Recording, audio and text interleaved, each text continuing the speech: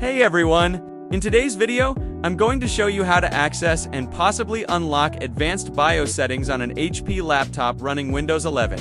Let's jump right in. To start, restart your laptop, and while it's booting up, press the BIOS access key repeatedly before the Windows logo appears. On most HP laptops, this key is either ESC F2 or F10, it depends on your model. So try each one if you're not sure. If that doesn't work, don't worry. There's another way to get into the BIOS using Windows 11. Here's how. Go to Settings, then click on System, and scroll down to Recovery.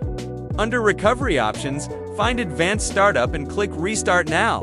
Once your laptop reboots into the blue menu, go to Troubleshoot greater than Advanced Options, greater than UEFI firmware settings, then select Restart. This will take you straight into your BIOS setup. Utility. Now, once you're inside the BIOS, here's the tricky part. On many HP laptops, advanced settings are hidden by default, but some users have had success unlocking them using special key combinations. Try pressing Ctrl plus F10 or Ctrl plus A once you're inside the BIOS.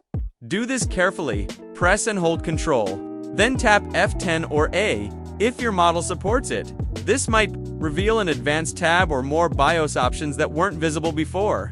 However, if you still don't see the advanced settings, it might be due to manufacturer restrictions. HP sometimes locks these features at the firmware level, and in many cases there's unfortunately no built-in way to unlock them.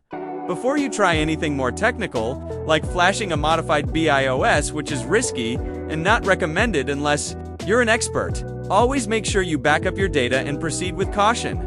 Asterisk, if this video helped you out.